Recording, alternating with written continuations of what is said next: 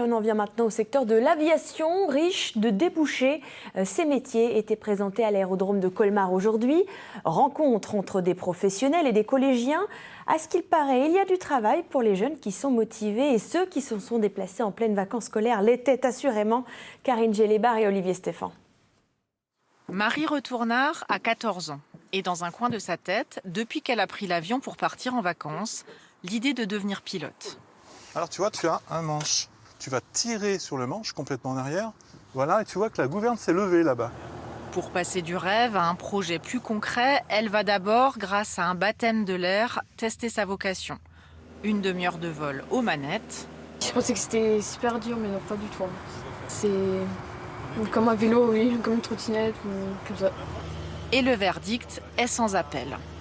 Maintenant, je sais que plus tard, j'aimerais devenir pilote de ligne parce que les sensations, etc., j'ai adoré.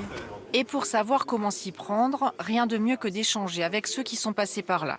Pilotes de chasse, de ligne, contrôleurs aériens, des professionnels du secteur venus à la rencontre de ces collégiens motivés.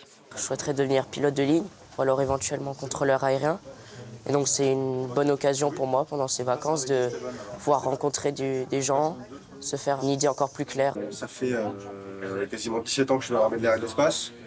Tous les jours, je découvre de nouvelles choses et on n'arrête pas d'évoluer. Ils sont 90 à s'être inscrits à l'une des 3 matinées proposées ces vacances par Éric Bonin.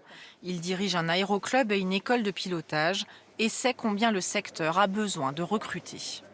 À l'heure actuelle, pour le secteur pilote, on aura besoin de 50 000 candidats pour les années à venir. Mais il n'y a pas que les pilotes, il y a aussi les personnels de cabine, les pompiers, la gendarmerie de transport aérien, toutes ces corporations qui auront besoin finalement de candidats prêts à être employés après formation.